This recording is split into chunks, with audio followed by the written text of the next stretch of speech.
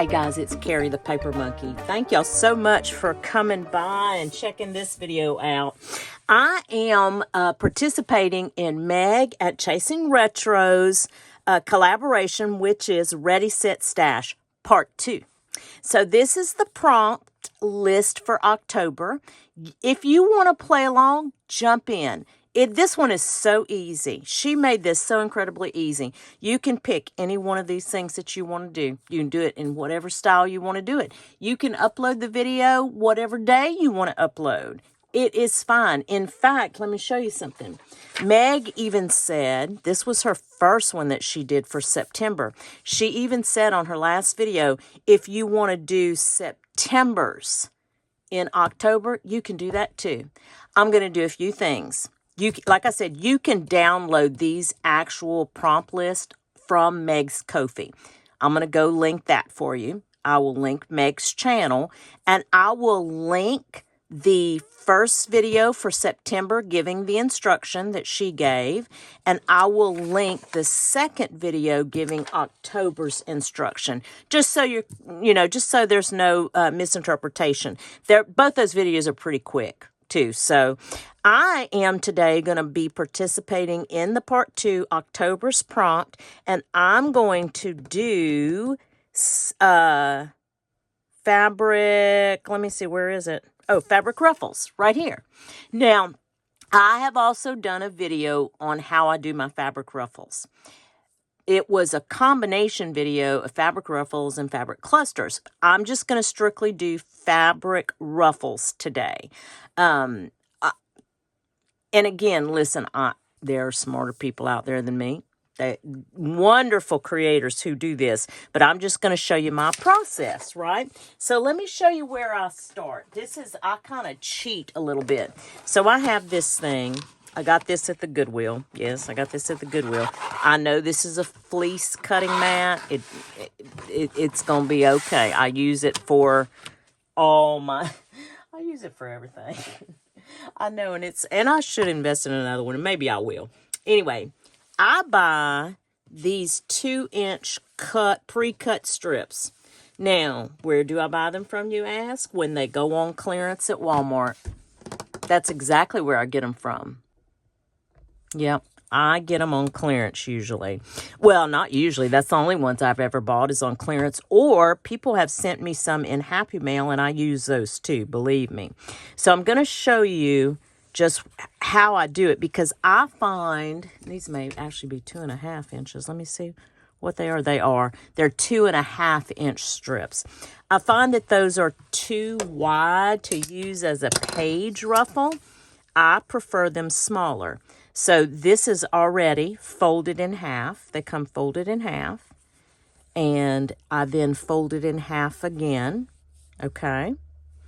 I may fold it in half again.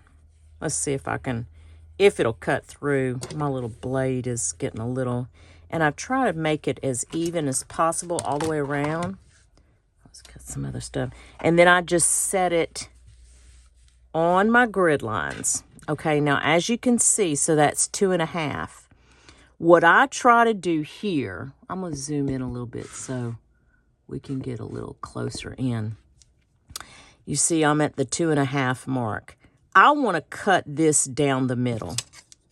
So if I do that, that's going to be like 2.5. Let me come over a little bit, because I'm trying to get on a line somewhere is what I'm trying to do, where it would be. And I just eyeball it. I don't listen. I don't do anything exact here. Please don't think that I'm going to move y'all back a little bit. Okay. Yeah, I don't. I just kind of eyeball it. That looks close enough to me. I then put my little grid helper here on this line. Get it lined up. Got my little trusty rotary cutter. And then I just, looks a little bit off. Let me move it just a little bit, just a hair more. Yeah, let me try that. I know y'all are screaming at me. There's probably an easier way to do this, but again, that's just my way. And I will sit here. Listen, I will cut several of them. Even if I'm not going to sew, I will cut several of these. Okay. And then if I'm not ready to sew them, this is what I do. Let me show you. I will take my crocodile. I'll just like do a mass cutting. I mean, if I've got everything out already, right? But like I said, if I know I don't have time to like sit and sew them today, I'll just take them and I will punch this little hole. I will take one of these book rings. This is from the Dollar Tree. You know, we get these from the Dollar Tree. And I will just hang them all like this until I'm ready. And in fact, a lot of these, when they come in those packages, if I don't have room in the packages, sometimes I'll just store them on a book ring just like that. So that is the concept for that. Okay, guys, we are over. I had to change over to my sewing machine. It is across the room, and I'm sorry if I bump you guys, but hang with me a second. As you can see, we've got all our little strips here, right? So I'm just going to take one. I have white thread in the machine. Oh, and by the way, this is Samuel L. Jackson. That's what I named my sewing machine. Samuel L. Jackson I named it that because he's my brother from another mother, and he makes me cuss a lot. So that is the reason behind Samuel L. Jackson's name. Now, let me show you something. I want to show you that I do have, get it to focus, the end foot in my sewing machine. Now, on my sewing machine instruction, it will tell you that certain stitches take a certain foot. You don't have to do this. This is just what I do, okay? Now, because it's white thread, it may not show a whole lot. It might show more like on this dark material, but I like to use decorative stitches. Now, Candace at Candy Cane Creates said one time she used a decorative stitch or something, and somebody in her comments was rude and said, why would you use that on a ruffle? And I'm like, and somebody else in her comments jumped in and said, because she wanted to. And that's just kind of how I feel. I mean, no, again, guys, I really muddle my way through this. I don't know anything about sewing. I really don't. I just try it. If I like it, I like it. It's as simple as that. It's like everything else in junk journaling. If you like it, you like it. So I start by folding over one time, okay, on the tip of the fabric. I'm going to put this under my foot in the middle. I'll try to get it in the middle, okay? And then I'll take this little thing right here, this little seam ripper. You see how it has, got the buzz on it, sorry guys. See how it has the flat side? I take that flat side against this right under the foot, and I make my next ruffle. I'm going to see if I can bring you guys in a little bit. I hope this helps. I hope y'all are still in screen. I'm going to have to move you just a touch, I think. Let me see if I can get you in a little closer. If y'all could see this camera setup, oh Lord, y'all know why I tell you I muddle my way through things. Okay, so right now, let's see. Let me pick a stitch. I like, let's see, that's a zigzag. Let me overthink this. Let me overthink this one. Oh, you know what I like? I like this. This is a zigzag stitch, but you know what? This one is so, it's like a double zigzag. It comes out really pronounced. I like this one. Hold on.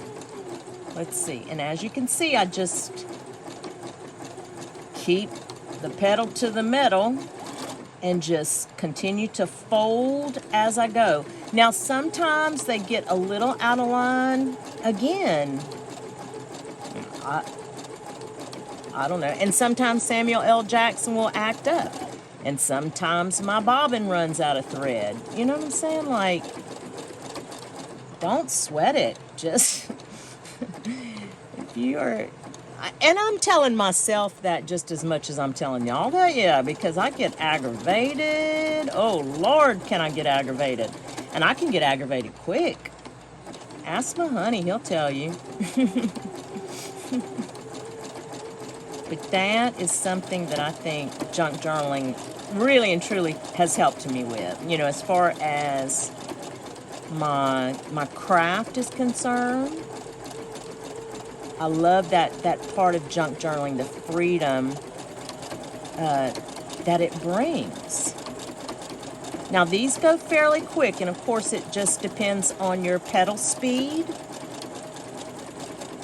But I tend to go, this is about, if you can, and I'm sure you can hear the machine, but that's about as fast as I will go. My machine will go faster, but when it comes to fabric ruffles, I kind of take my time.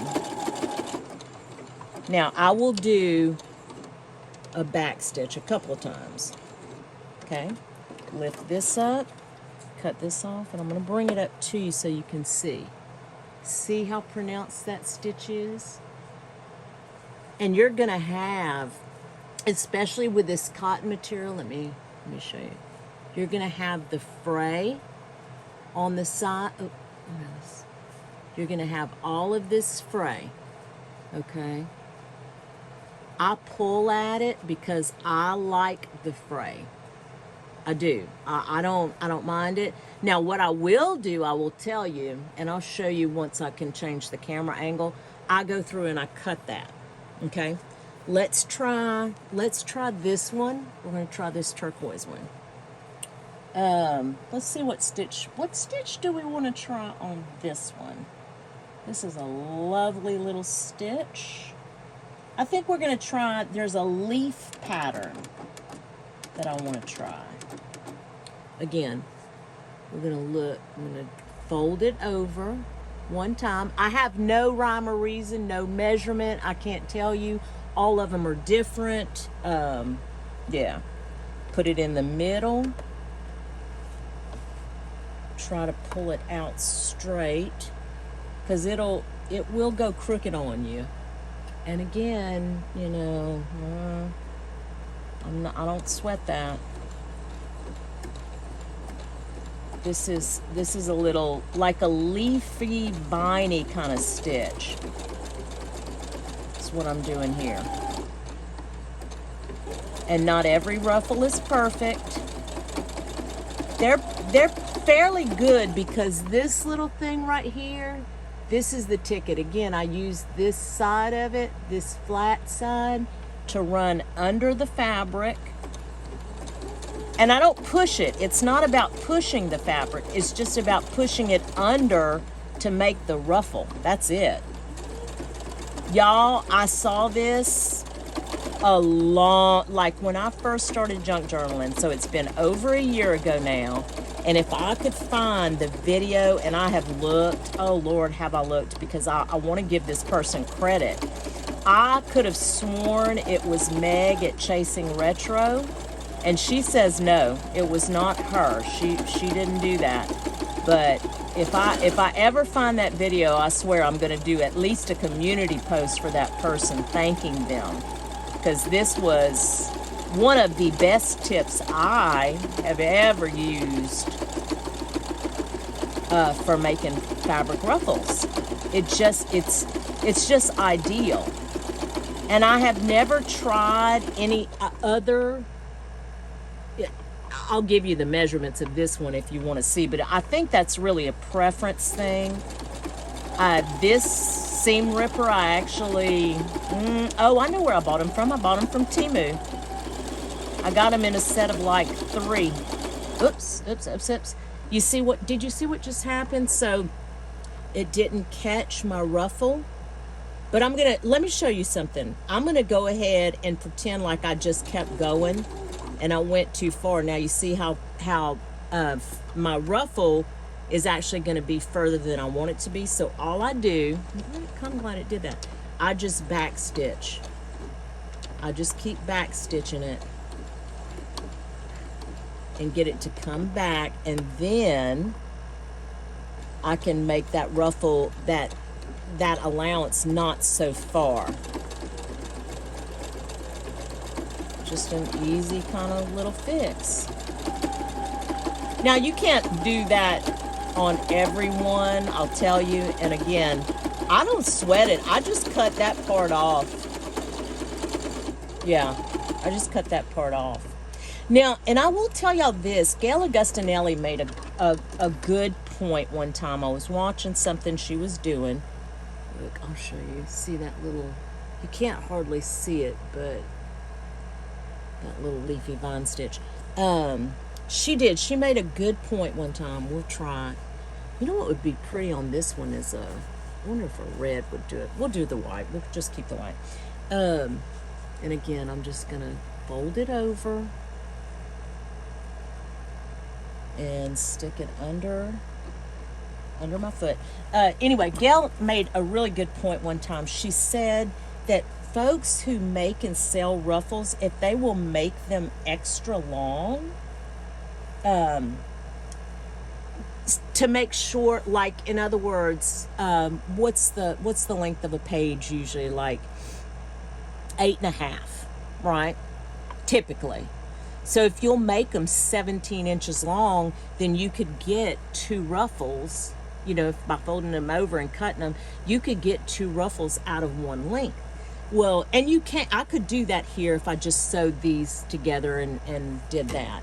So I thought that was a good point. But Meg at Chasing Retro, one of the things that she does, which I started doing because it makes so much sense, is she will take and cut a piece of the ruffle, and she will put it like at the bottom of the page so it doesn't go all the way.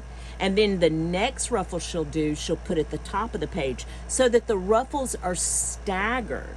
I thought that was a fabulous idea. And like I said, I have started doing that because y'all know I'm a big old copycat. Oh, wait, look, I want to change the stitch on that. Hold on. Let me see. What stitch do I want to try? I wonder if I can do this one. We're going to try this one. This is it's like a little starburst. Let's see if we can try that. I don't know if it'll do it because sometimes Samuel L. Jackson does not like those type of stitches that require a whole lot of thread. Sometimes he does.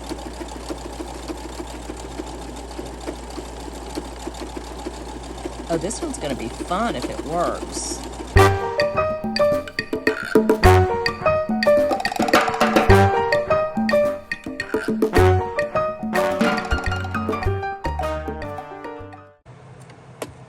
Look how fun this one is.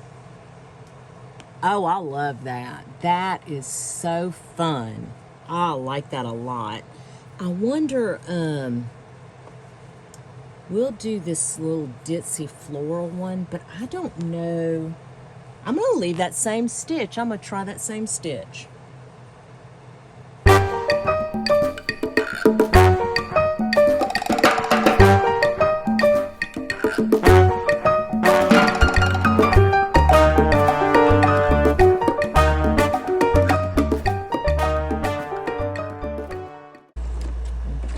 Back stitch that, and now take a look again. It's hard to see on there, but you get the idea. We'll do one last one. Let's see. Again, I think it would be pretty if we'd change that, or if I'd change that to a red so it would be pronounced, but I'm just going to leave this so we can get through this video. Okay, I couldn't stand it. I had to change it to red. Okay, let's see. What do we have? I'm going to change the stitch. And I think I'm going to go back with that viney, leafy look. Yeah, I think that's what I'm going to do. Well, that is what I'm going to do. Let's see.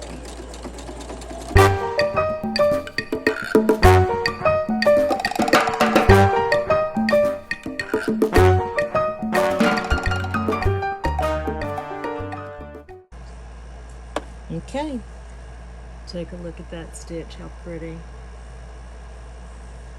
I love it. I really do. Now I just want, as an example, I just want to show you like a crazy geometric print.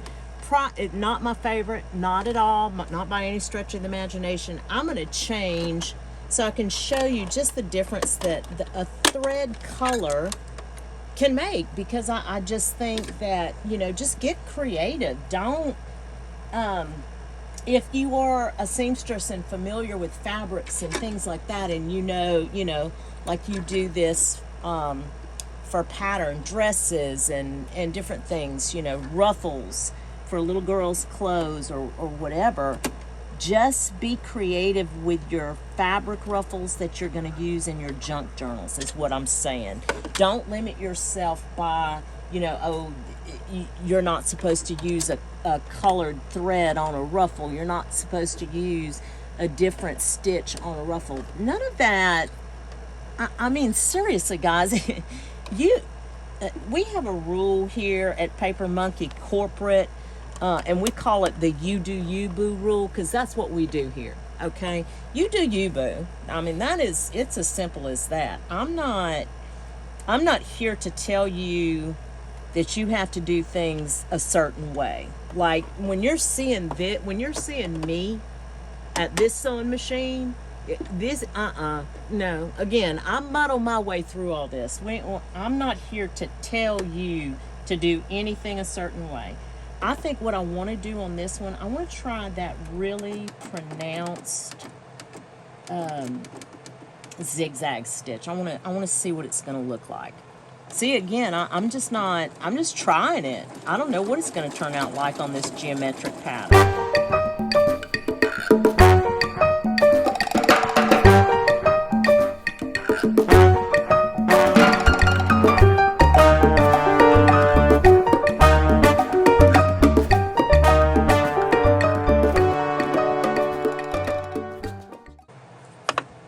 So, check that out. I mean, it just, if you're doing a fun, like even, I could see this in like a solar system type journal, a fun uh, kitty type. I mean that, I don't know. I just think there are different applications you can use that in. No, it again, it's not my favorite. I don't know what I would use it in now, but again, what I would do is I would hole punch it at the top, put a little hole in it, and in fact, I'll show you how I save mine. See this? I have a bunch of them that I just hang around the room because I just love to look at them. I just think they're pretty. Yeah. Hey guys, I wanted to leave this part in. I am sewing another ruffle here, of course, you can see that. But I wanted to show you what happens when I make a mistake anyway, and I really didn't make the mistake. My machine, the thread in the needle broke. And so as I'm just continuing on here, just like I did with the other ruffles, you can see it. And then like I talked about earlier, when mistakes happen, I just go with it, right? Because as you can see, I don't know if you can really tell how much I've sewn at this point, but there's still a nice length of ruffle there. Now, right here is where my thread breaks. So I just pop it out, cut that thread, show you, see, you've got all that whole length of ruffle. I cut it off right there, and then I'll continue on. I'll take the rest of that material, the rest of that fabric, and I'll continue on. Okay, guys, let's take a look and see what we have here. I sped through a lot of this, but just wanted to kind of show you at a different angle. Just again, this is not a print, not a pattern that I would select, but just wanted to show you with the bright yellow stitching how different it can make a ruffle look, right? And look, Samuel L. Jackson messed up. He messed up a few places on this stitch. He doesn't like that one. Look at him. Mm-hmm. I like this one a lot. But on these you can't hardly tell. But I did do the red on that. And again, we just go through and I'll, take some time to just trim off what's fraying here. But I don't mind the fray. And then what we will do, what I do anyway, is I take my crocodile. I will punch a hole in the top. I'll take one of my little book rings, and that's how I'll store it. And that's it. Listen, everybody, again, just to recap, this is Meg at Chasing Retros. Hashtag. I think this is her first collab. I do. I'm so happy to be a part of it too.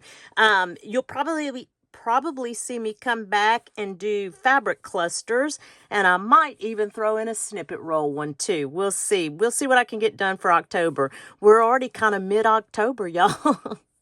I know we're going to be saying Merry Christmas before we know it. Anyway, you know what I always say, if you're coming back around, if you're new here, I say this at the end of every video, but I really do mean it. I do hope that whatever it is you get to do today or in the next few days, it is at least as much fun as I'm having collabing with Meg on Ready, Set, Stash. You guys take care and we'll chat soon. Bye.